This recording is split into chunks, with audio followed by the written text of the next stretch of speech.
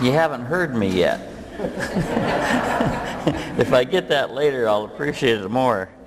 Well, good morning, and if you're a night owl like me, thank you for getting up so early. The only reason I have breakfast is because I'm too cheap to buy it or pass it. I never get up this early. Ron Fox asked me to say hi to everybody. He's sorry that he couldn't be here, but he's temporarily under the weather. And the presentation of Steins from the Road, I'm sure, will be forthcoming at a future convention. One announcement for those of you who want your early Stoneware Steins book signed, Dr. Beatrix Adler has volunteered to do the book signing after the Stump the Experts program this morning. Now, in a well-known survey of what people are afraid of, as you know, speaking to a large group is number 1. Death is number 4. To relax in front of a group speaking, I was told to visualize the crowd nude. With our aging club, I'll be able to make this presentation only if you promise to keep your clothes on.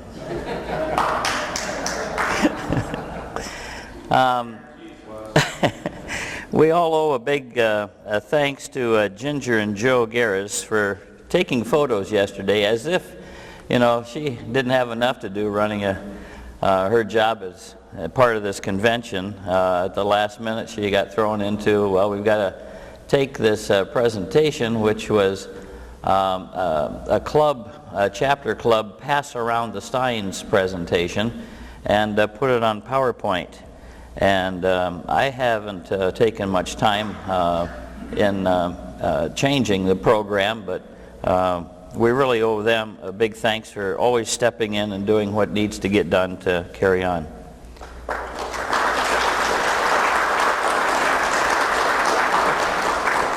Now, because of the programs that are going to follow this, we couldn't bring the Steins here and put them out on display because there wouldn't be time and it'd be disruptive to be packing them up and things afterwards.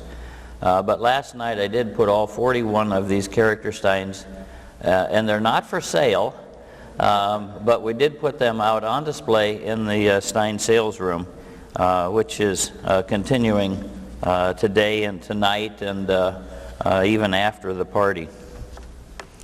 The topic, as you can see, is character Steins, the best and the most unusual. It was at the convention last year in Las Vegas, Klaus, and I won't even try to say his last name, asked me if I had the hops bud Stein.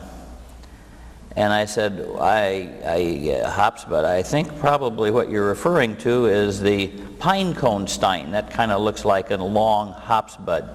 No, I know what the pine cone Stein is. I'm talking about the hops bud Stein. Well, there isn't any hops bud Stein, so maybe you're talking about the acorns. There's a couple acorn Steins. No, I'm talking about the hops bud Steins. Do you have the hops bud Stein?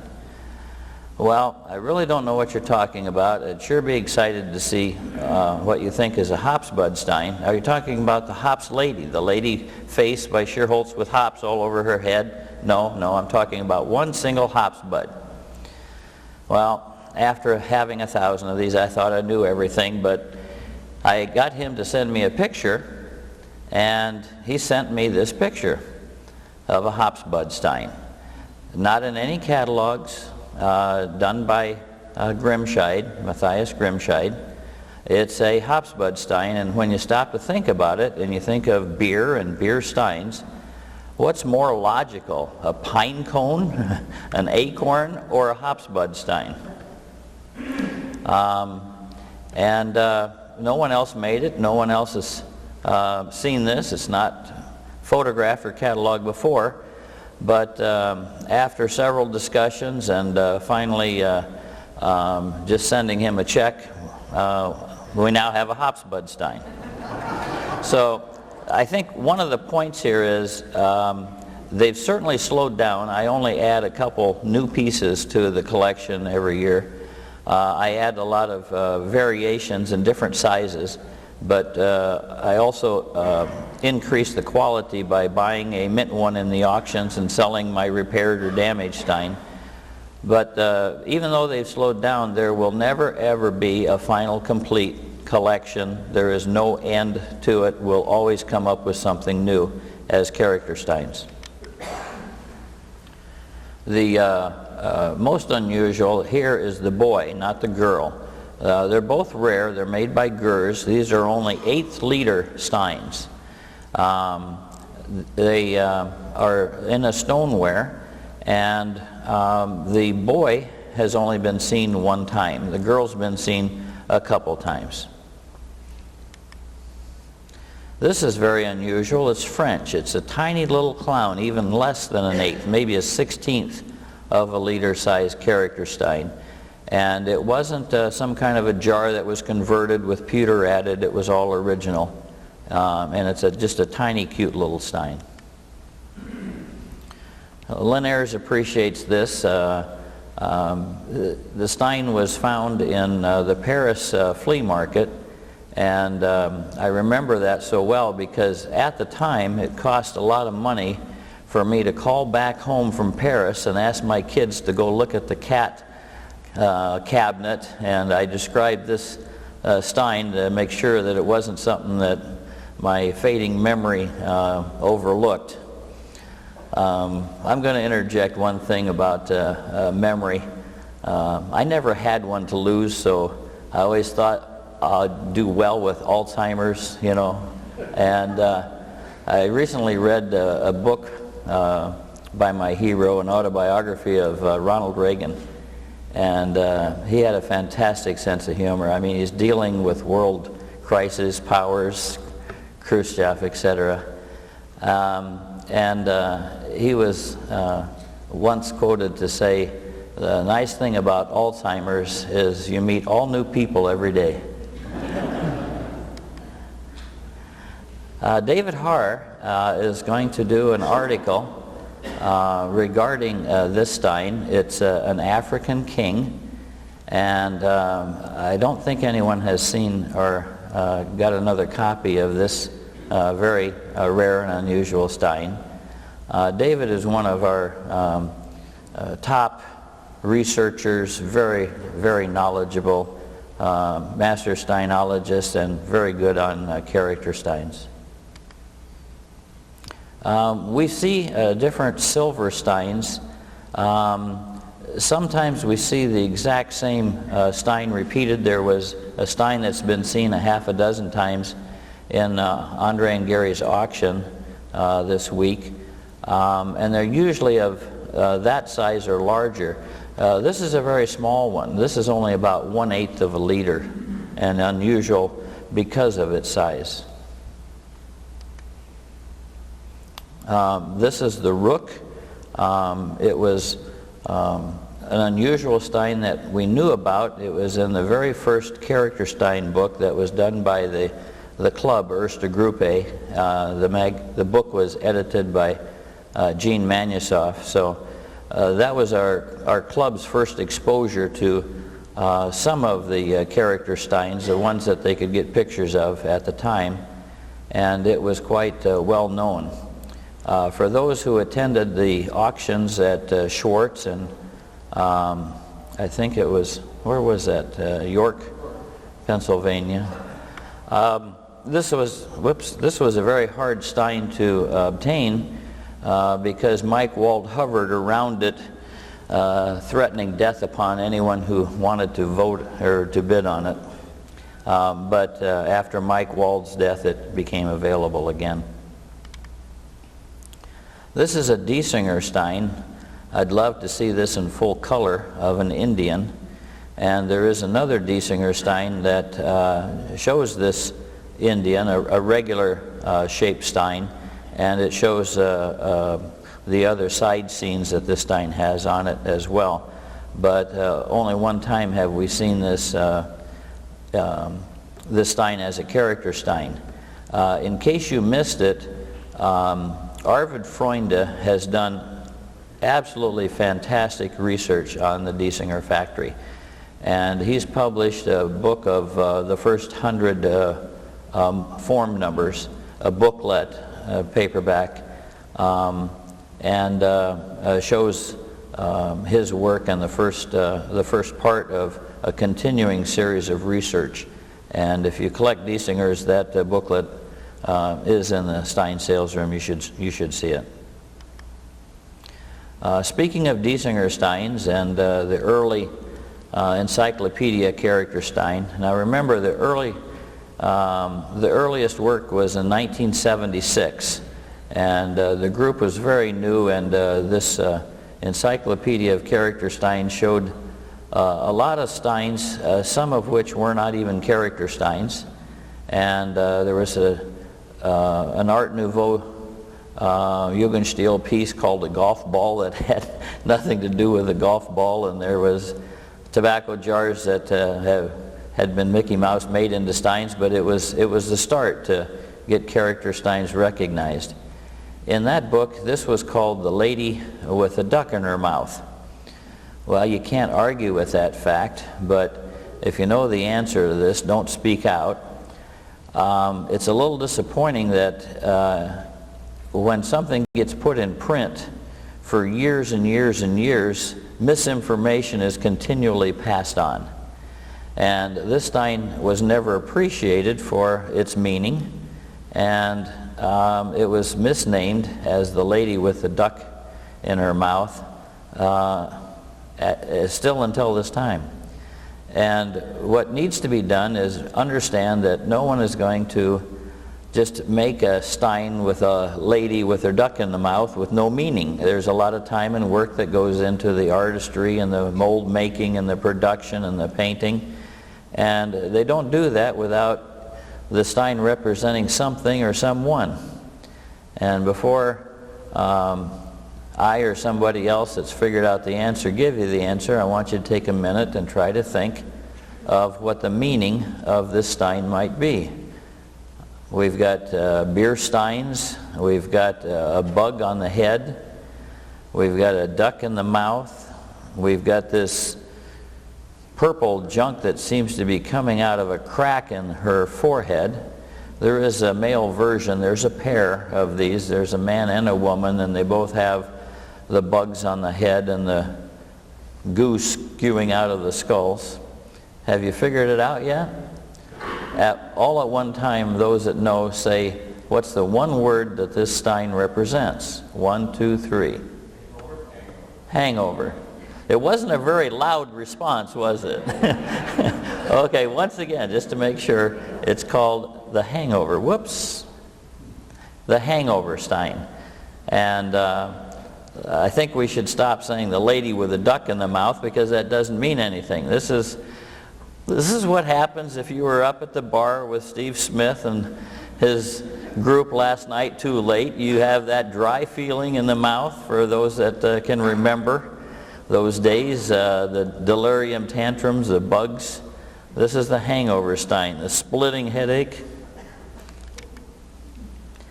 I had a call from my ad in the Antique Trader about a character Stein, and he described it very well. The female pair to this, and again, a lot of Steins come as pairs, a male and a female.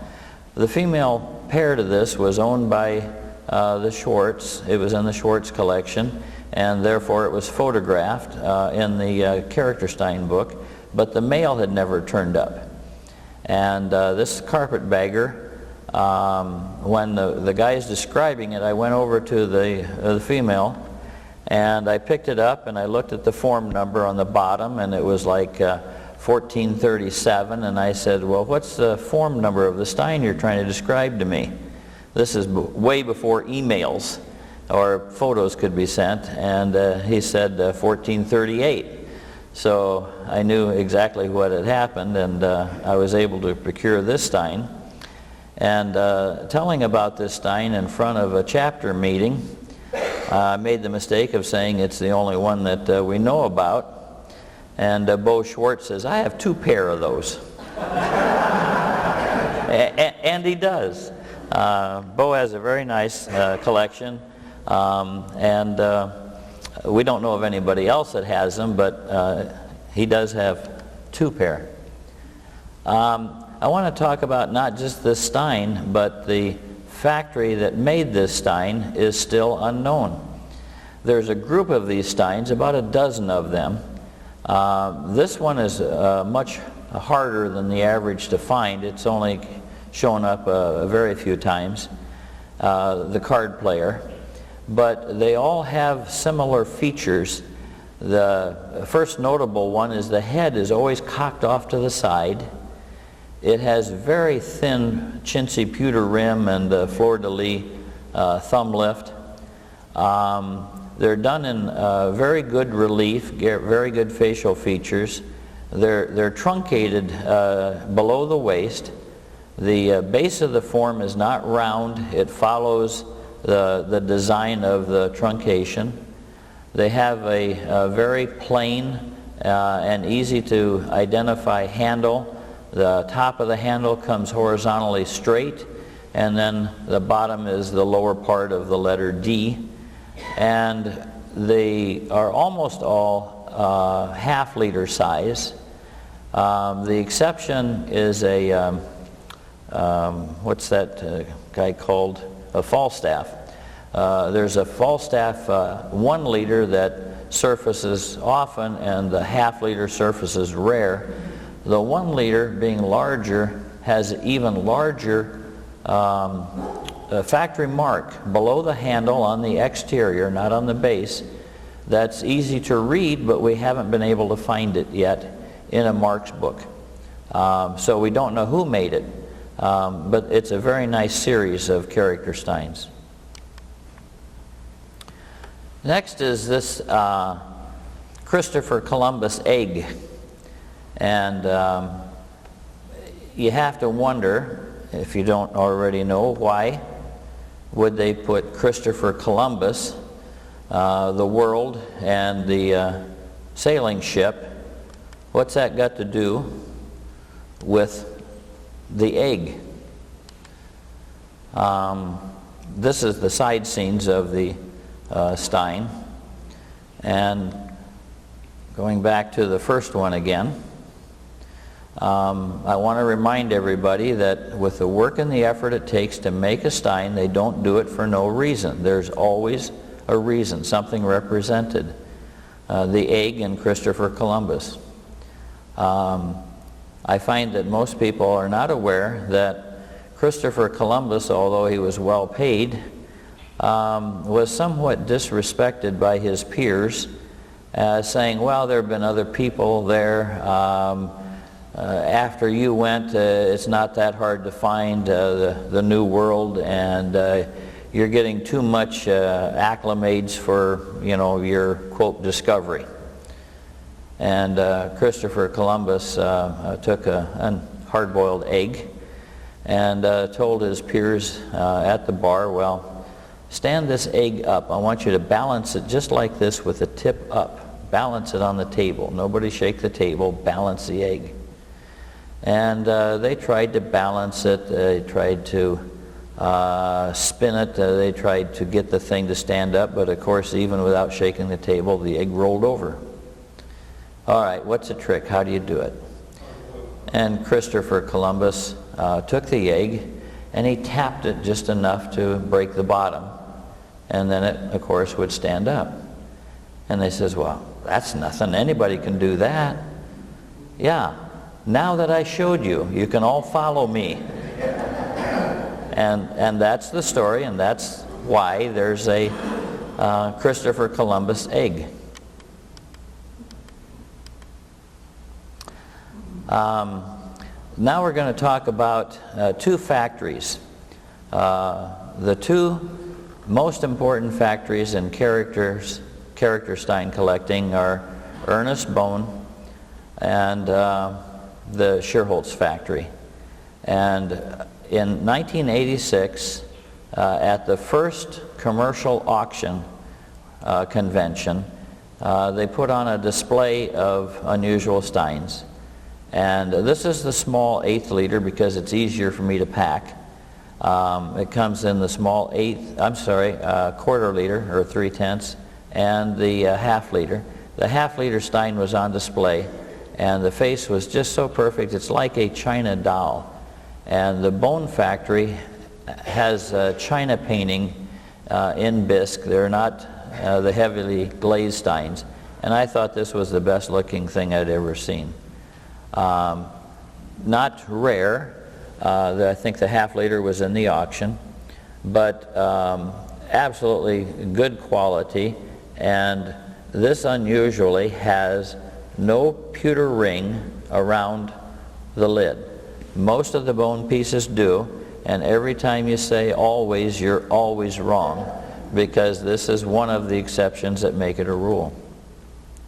This is more typical, where you have a pewter ring around the inlay lid. The capacity mark is on the other side of the stein, but that wouldn't look good. We need the head in the photograph. And those are two features that the Scherholz factory thought was objectionable to their aesthetics of the stein. On almost all of the better Scherholz pieces do not have a pewter ring, and they put the, not always, but almost always, they put the capacity mark on the inside of the stein. Now, the other thing I want to bring to people's attention are these sizes. The sizes are not because there's 1/4 liter, there's 3/10 liter, there's 4/10 liter, and there's 1/2 liter. There are not 4 sizes, there are only 2. Both factories, Bone and Scherholz, typically, and again not always, made 2 sizes of the steins. The larger one could be a 1/2 liter or 4/10, only depending upon where they put the capacity line. It's the same size of a stein. The mark just indicates at that point it will hold either 4/10 or it may be marked higher on the rim 5/10. And many times the stein's rim is higher or lower, but the basic form is the same. And the same is true for the 1/4 liter or the 3/10 liter. This happens to be the 3/10 liter. Now, in Metlock and other steins, if we see a 1 liter stein and they make the same form in a 1/2 liter stein, the 1/2 liter sells for maybe about 1/3 less. In character steins, that's true with the common steins, but in a rare stein where you don't often see the smaller size can cost several fold, 2-3 times as much for the very rare small size as compared to the large size. And this is one of those cases where this is a stein at $1,500 to $2,000. In the book that was done, there's 2 photo books, price guides with showing most of the Scherholz steins, and now Steve Morris has produced a photo album available for sale of the bone pieces. And the book reflects these different sizes. If you haven't seen those booklets, they're out on display and available, or you can get them from Steve Morris. His charge for the Scherholz, which there's more of, is $60, and this new bone book is $40. But people often are very surprised to see a smaller stein being priced in those books. I'm responsible for those prices, so I have to defend them. The reality is it costs a lot more in many cases because of rarity to buy the smaller size. This is another example of the smaller size. By the way, what is this stein? The sulky driver, or the dueling student. How many think it's a sulky race driver? Show of hands. How many think it's a dueling student with a mask on? Only one. You're all wrong. Again, I'll refer to the master steinologist, David Haar, who was only smart enough to look at the old catalog, and underneath this Stein in their old catalogs it says chauffeur. This was, in the days where it was kind of muddy to be up front driving an early automobile. This is the only time that we've seen it in the quarter-liter size. It comes up quite readily in the half-liter size. But again, in changing the knowledge and the information, we've got to get away from the 1976, that's a long time ago, misinformation, and it's time to recognize David Haar's contribution of properly naming this Stein the chauffeur. I'm a little embarrassed by this. Not because I was born and raised in Iowa, but because this Stein was photographed in the Bone catalog and was an important Stein, I thought to add to the collection. I paid a ridiculous price for it. It's cute, but I lost a wager as to what its value would bring in the auction. I overpaid for it, but I own it. And speaking of prices, this again is the more expensive quarter-liter size. Well, in this case, they're both about the same price. It comes in a quarter-liter and a half-liter, again, more rarely in the quarter-liter. But it's an expensive Stein. In a convention, Frank Lovey, who was very aggressive in his bidding on Ernest Bone at the time, lost out to Bill Floyd. And if any of you know Bill Floyd, most people lose out to Bill Floyd. And the cat on the book, a half-liter size, reached a price of about $5,600. And I thought that was way too high for a Stein that at that time had been coming up every other year, maybe sometimes every year, every 3 years at the very most. So it was somewhat available, and at the time that was the highest amount for anything anywhere near that.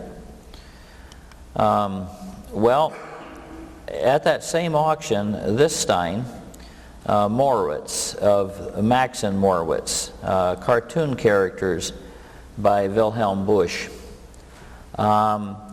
The Morowitz Stein came up for auction, and she has a repair to her hair on the lid, and it went for $4,000. And I was happy to pay that for it. It was again a Stein that had never been seen. Well, Frank criticized me for paying so much money in front of the large group, and I didn't say anything at the time. This is my time to get back. He paid, he was the underbidder and didn't get the cat on the book, pushing up to $5,600 with the commission for a Stein that had been coming up. So I told him, look, I have a mint-perfect cat on the book. To prove my point that I made the better purchase, I'll give you my Stein for $4,000. You would have paid, close to $1,500 more than that. I'll give you my Stein for $4,000, and within a year or two, I'll replace it and I'll put $1,000 back into my pocket. So he took the deal. He bought my Stein for $4,000. I was wrong. It took me 6 or 7 years to replace the Stein, and I only put $500 back in my pocket. But when a piece comes up that has never been seen at this point, it's not like 1976. It's not like when we first made a booklet about character Steins. At this point, when a Stein comes up that's never been seen, it's probably going to cost some money. Now, we don't know if this was ever put into production, and we don't know if we'll ever find Max out of these cartoon sets made as a character Stein. But there is no question that one was made, just as Morowitz was made. He might get expensive. Regarding the bone factory, again, you have a pewter ring disrupting the scene, but who could not like the fantastic artwork that went into making these Steins, the characterization in their faces, the quality of the pewter. There's some argument as to whether Bone with its china painting or Schierholz is the best factory, and that's what we're going to talk about. This is the Bone lion, and I want to compare that. I want to compare that to the Schierholz lion. Which is the better piece? You don't have a rim ring, but you have china painting. Show of hands. First, for those who think that the Ernest Bone piece, this one, is the better of the two. And those that would vote for the Schierholz. Bone wins this one. On the left, these are both very small, 1/8 liter Munich children in kegs. On the left is the Bone, 1/8 liter. On the right is the Schierholz. In this case, a show of hands. How many would vote for the Bone piece at the same price between the two? And how many for the Schierholz? I agree with everybody on the audience on this one. The Schierholz wins this one. So there are reasons to like both factories. Now we're going to talk about the Schierholz factory and a little bit more about variations. There's basically two different Schierholz pigs. There's the pig with a pipe, and there's the singing pig. I can't hear her. I don't know if she's singing. Squealing would make more sense to me. If the Encyclopedia of Character Steins had said squealing pig, that would tie in more with a pig to me. But we call her the singing pig, and we call him the pig with the pipe. And I have no reason why we don't recognize there's a boar and a sow. Maybe I'm the only one from Iowa here. But again, there's many couples in character Steins, and this should be recognized as a male and a female. And I think it's time to call them the boar and the sow. Now, in terms of variations, most people would probably want one male and one female and be done with it. But I want you to look more closely. Maybe you would want the half liter, and maybe you would want the other variation of the smaller 3/10 liter. So if you had a male half and a male 3/10, you'd have 2, and if you had the female half and the female 3/10, you'd have 4 of the Schierholz pigs. Well, what if you wanted a blue and white version? Then you could have a half liter on and on. And how about a music box bass? And one other feature that you can clearly see, you've got different arms. You've got the arms hanging down, or you've got the arms folded. And either the male or the female can come either way, with arms folded or arms at the side. So you've got 8 different points of variation. And for you engineers and math geniuses, you've got 2 to the 8th power is how many possible variations could you have of the Schierholz pigs? 64, right. You could have 64. Well, I'm up to about 20. So as long as it's different, as a different form and mold, I'm going to try to add it. But let's please recognize it's a boar and a sow.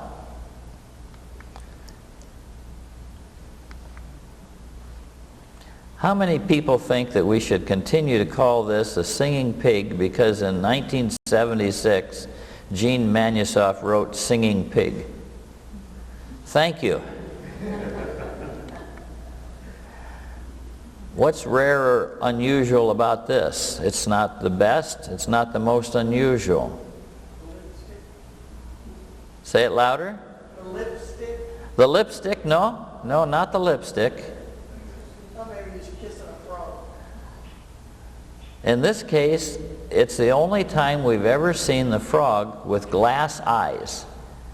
They just always have a formed, molded eye that's painted half gold. This is the only time we've seen the set-in glass eyes. A rare version that probably didn't go into production, just another additional unnecessary cost. Now, the quality of Shearholt's. Very, very delicate. As soon as you lift this Stein up and you touch the shelf up above, snap goes that feather. Very difficult to find this or the Gentleman Fox in mint condition.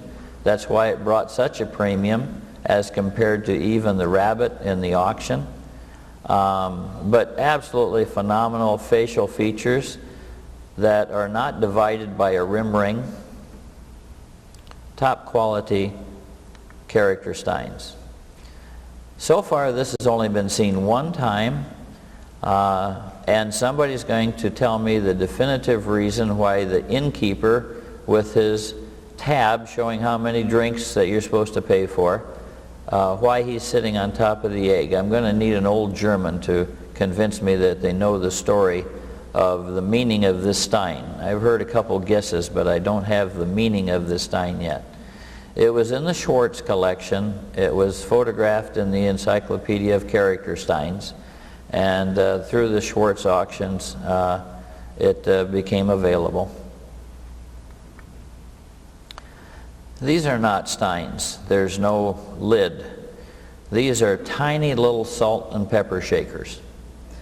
And in 1986, again at the very first commercial auction that was part of a convention, Andre Amelo was working for Gary, and he found these for 35 bucks in the flea market and wanted to add them to that first commercial auction, which they wanted to have on a high level. And Gary says, no, I don't want to put any cheap flea market junk in, you know, this first commercial auction. We have to make a good first impression. And somehow Andre convinced him to put them in the auction. And they look just like, these little salt and pepper shakers look just like the Gentleman Dog and Fox. And he got them in the auction, and I wanted them as go-withs. Unfortunately, somebody else did. And I made a bet with Ron Fox.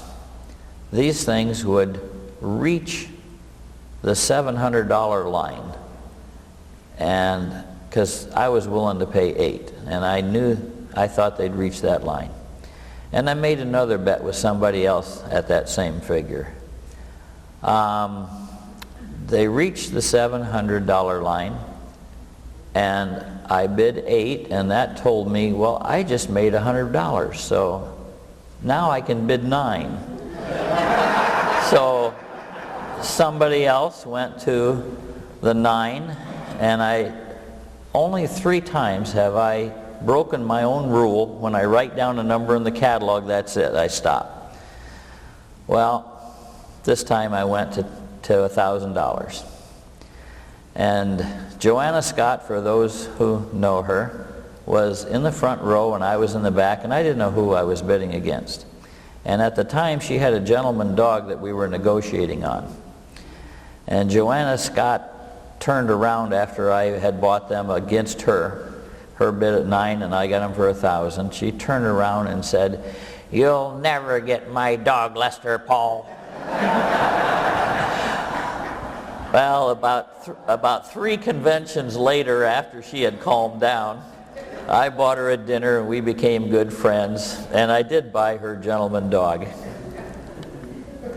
And this puts the Steins into perspective. You can see they're just little salt and pepper shakers. Now, if I ever am involved in doing a book on character Steins, this Stein has got to be somewhere at least on the back cover. It's massive, it's monstrous, it's got to be the definitive character Stein, the boar. It comes in a very dark black version, it comes in a light gray version, and it comes in a tan version that matches the salt shakers, that matches the gentleman rabbit, fox, and dog. It's top of the line for character Steins. Gorgeous. I don't think anybody has ever come up with another one of these. Lawrence Beckendorf sold this Stein to me. Caroline, the island girl.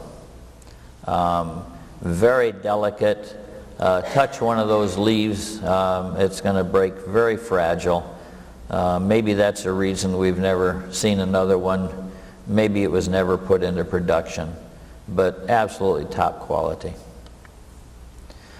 The china painting on the showl of the radish lady or the newspaper lady, the additional parts that were added, the hair that goes over her eye, these parts are put together in the assembly. They're not just a mold for the lid and a mold for the body. The stag, which again was in the auction, is a 7-part Stein that has to be assembled. The whole nose of the stag is 1 part, the body is 1 part, the handle is 1 part. So your lower part has 3 parts. On the top you've got the lid, you've got 2 ears, you've got 2 antlers. All of these parts have to be assembled, and that's extra time and money and work. The china painting on the showl is like the myosin, delicate, expensive figurines and things you see. Top quality porcelain pieces. This Stein, until only about 3 or 4 years ago, had only been seen in the tan and whites. And it was running $1,200 to $1,500. It was not an extremely rare, but always a very, very desirable Stein. I mean, who among us doesn't like the subject matter? Sorry about that, ladies, but that's attractive. It came up in full color, and what went from even at the top of $1,500 got up to $5,600. And it's absolutely gorgeous. Now, in many cases, the Alpine Man, the Turk, Uncle Sam, this bartender, when you put the full color next to the tan and white, the tan and white comes off of the shelf and goes into the auction. It's just overpowering when it's in color compared to the tan and white. And this, in my opinion, is the ultimate of the character Steins. This would be the front cover of any book that I would be a part of. The Masquerade Lady is gorgeous. It's almost like your Mona Lisa. What's behind the mask, the mystery. It's an expensive Stein. You're looking at this point, it used to be $4. Today, it's rare enough. I'd probably put it at $5, can go $6,000. When this Stein, if it ever would show up in full color, then the creme de la creme is going to reach 5 figures. This Stein in full color would be the absolute ultimate in character Steins. So call me when you get it. And if there's any questions later, I'll be glad to entertain them. And all 41 of these Steins are out on a table. They're not for sale, but they're on display in the Stein sales room. I ask you only not to open the lid, because I've got so many papers of records of how ridiculously much I paid for them inside. You won't be able to get the lid back on. But pick them up, handle them, enjoy them, and hope to see you there. We'll be packing up tonight, but not until after everybody's done with the party and done looking at the pieces. I'll be up late tonight and tomorrow packing, so come up and enjoy these Steins. Thank you. Thank you.